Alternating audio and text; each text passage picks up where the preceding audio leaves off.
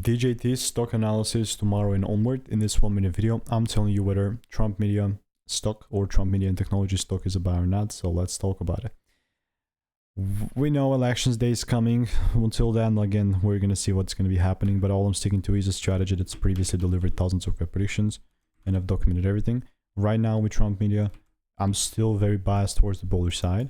But until the price gives me the rules, I'm not going to pull triggers here. No, like I'm not going to pull the trigger.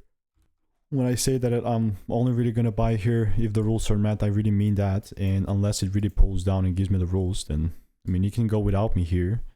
I could look forward to maybe some double brace here, but still, ultimately, this is what I'll be waiting for.